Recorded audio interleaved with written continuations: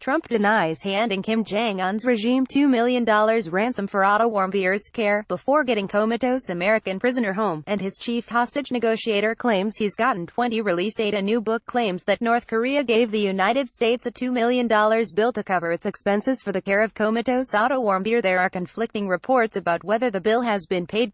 Net Trump tweeted on Friday that he hasn't paid, but didn't rule out the possibility that an invoice exists. She also quoted an unnamed chief hostage negotiator, saying Trump has arranged for the release of 20 hostages since he became president. Those hostages were not identified. The White House has identified the negotiator as Robert O'Brien, the administration's special presidential envoy for hostage affairs. Otto's father, Fred Warmbier, said that he had not been informed about any hospital bill, and it sounded like a ransom for his late son. 22 North Korea sentenced Warmbier to 15 years hard labor in 2016 for stealing a poster before returning him to the U.S.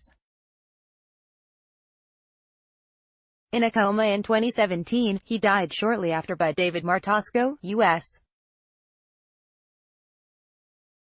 political editor, and Francesca Chambers, senior White House correspondent for DailyMail.com, published 12:43 British Summer Time, the 26th of April 2019, updated 23:38 British Summer Time, the 29th of April 2019. News reports Thursday said North Korea surprised an American envoy with a $2 million invoice that it presented the State Department hours before Otto Warmbier was flown from Pyongyang to Ohio in June 2017, but President Donald Trump is denying that any money changed hands. Donald Trump denied Friday morning in a tweet that his administration paid North Korea a reported ransom in 2017 for the release of Otto Warmbier, an American who became mortally ill after his arrest in the totalitarian nation. The president did not, however, address a report that North Korea handed a State Department envoy a $2 million invoice for Warmbier's care, with the understanding that the U.S. would pay it later. No money was paid to North Korea for Otto Warmbier, not $2 million, not anything else, Trump wrote Friday. He blasted his predecessor for agreeing to a 5-to-1 prisoner release as a condition of the Taliban's release of former Army SGT Bowie Bergdahl in 2014, and complained about a separate transaction that saw a 10-figure payout to Iran in an unrelated release of Americans into Iran's custody. This is not the Obama administration that paid $1.8 billion for 4 hostages, or gave 5 terrorist hostages plus, who soon went back to battle, for traitor SGT Bergdahl. Trump vented on Twitter, misspelling the word terrorist. A Washington Post report on Thursday concluded that the administration agreed to reimburse Pyongyang for Warmbier's care, but stiffed the rogue nation on the bill after it released the comatose student to U.S. officials. Trump quoted an unnamed American chief hostage negotiator in a second tweet to support his contention that he hadn't paid a ransom for Warmbier. President Donald J. Trump is the greatest hostage negotiator that I know of in the history of the United States. 20 hostages, many in impossible circumstances, have been released in last 2 years. No money was paid. Chief hostage negotiator, USA, he wrote, misspelling the word chief. White House Press Secretary Sarah Sanders identified the author of the quote for DailyMail.com. His name is Robert O'Brien, the administration's special presidential envoy for hostage affairs. The administration has not identified who the 20 hostages are. O'Brien has offered similarly sweeping praise for Trump in the past. Last month in the Oval Office, he told reporters that the president has had unparalleled success in bringing Americans home without paying concessions, without prisoner exchanges, but through force of will and the goodwill that he's generated around the world. President Donald Trump tweeted on Friday that he didn't pay North Korea for Warmbier's release, but didn't rule out the possibility that his State Department is sitting on an unpaid invoice for $2 million payable to Kim Jong-un's government. Trump and Kim have had 2 face-to-face meetings, including this one, pictured in June 2018. The president followed up with a tweet quoting an unnamed chief hostage negotiator. North Koreans surprised an American diplomat with a $2 million invoice hours before Warmbier, the University of Virginia student, was flown from Pyongyang to Ohio in June 2017. 2 people familiar with the matter told the Post. Warmbier died shortly after returning to his home state. He fell ill while he was in a North Korean detention center after being sentenced to 15 years of hard labor for stealing a propaganda poster from a hotel. Robert O'Brien, the president's chief hostage negotiator, offered glowing praise for Trump on Friday, as he has in the past. If the reported invoice exists, Trump seemed to suggest in September 2018 that it was never paid. He said then that his administration had paid nothing to get American hostages out of North Korea. Warmbier died days after he was released into U.S. custody. An Ohio coroner said Warmbier died from a lack of oxygen and blood to the brain. Pyongyang blamed botulism and ingestion of a sleeping pill and dismissed torture claims.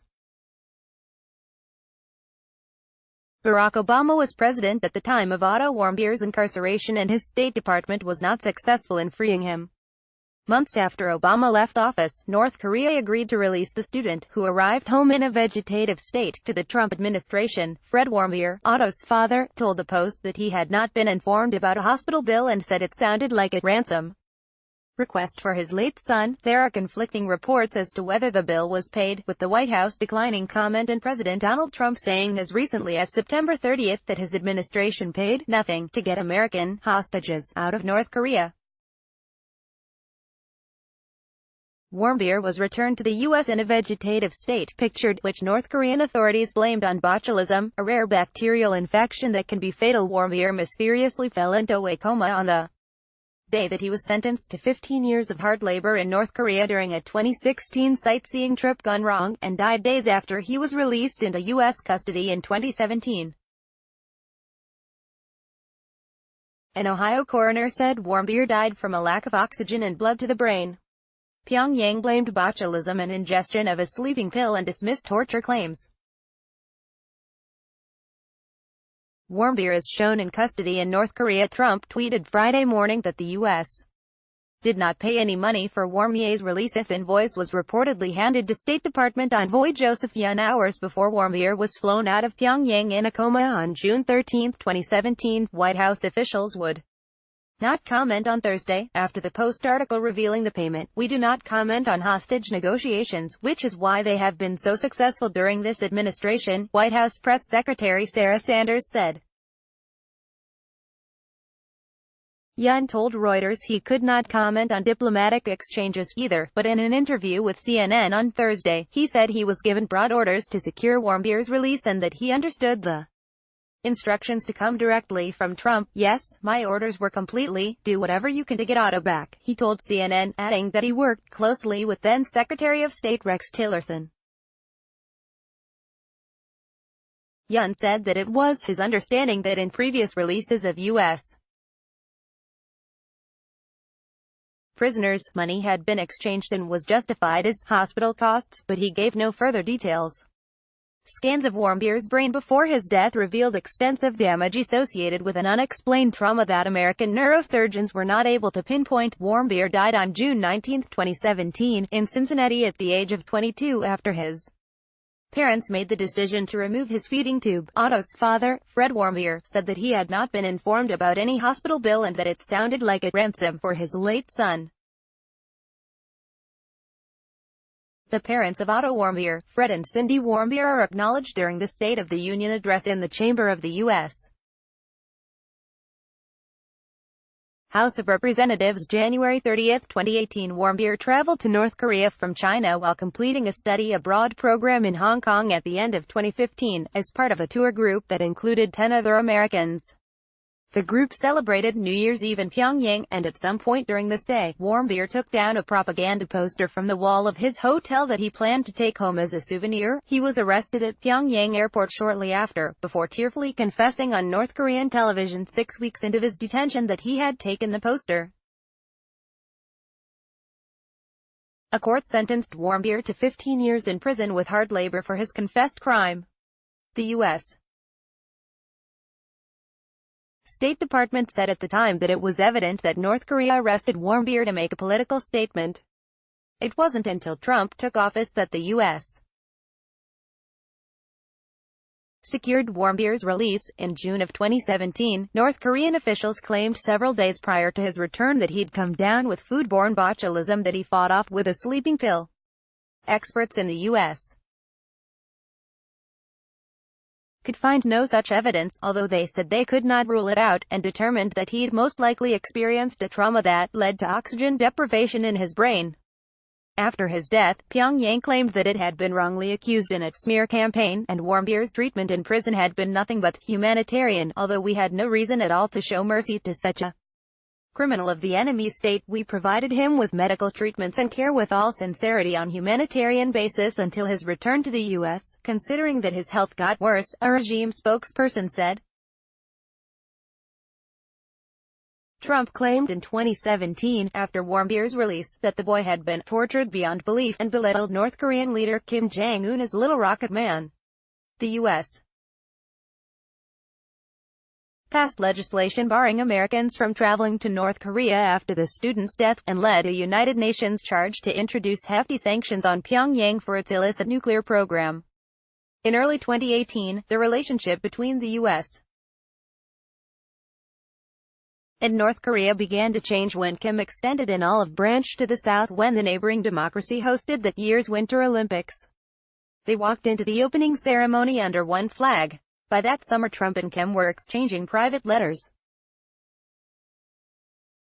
They met in person for the first time in Singapore in June of 2018 after Trump hosted a North Korean delegation at the White House for talks on nuclear disarmament. North Korean leader Kim Jong-un expressed remorse for Warmbier's death. President Donald Trump said after meeting with him in Hanoi, leaders have continued to converse through letters that Trump says turned he and Kim into great friends. We had probably the toughest language in the history of diplomacy at the beginning, and yet, we became very friendly, he recalled in Vietnam at the conclusion of their second summit. Prior to the talks in Vietnam, the president called Kim a friend. In a tweet asked in Hanoi about the message, in the context of Warmbier's death, Trump said, "I know the Warmbier family very well. I think they're an incredible family. What happened is horrible. I really believe something very bad happened to him, and I don't think that the top leadership knew about it." Trump noted that while other American hostages came home extremely healthy, it was true that Otto came back in a condition that was just terrible. He told the reporter, who'd asked if he confronted Kim about the matter, "I did speak about it, and I don't believe that he would have allowed that to happen. Just wasn't to his advantage to allow that to happen. Those prisons are rough. They're rough places, and bad things happened. But I really don't believe that I don't believe he knew about it," the president asserted. Kim expressed remorse for Warmbier's death. Trump revealed he felt badly about it. "I did speak to him. He felt very badly, but he knew the case very well, but he knew it later," the American president explained. "And, you know, you got a lot of people. A big country. A lot of people. And in those prisons and those camps, you have a lot of people.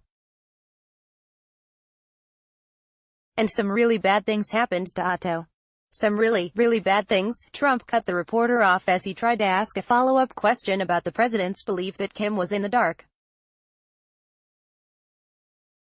He stated flatly before moving on, "He tells me that he didn't know about it, and I will take him at his word." The Warmbier family broke with Trump over his suggestion that Kim didn't know that their son had been mistreated. "Kim and his evil regime are responsible for the death of our son Otto," Fred and Cindy Warmbier said in March.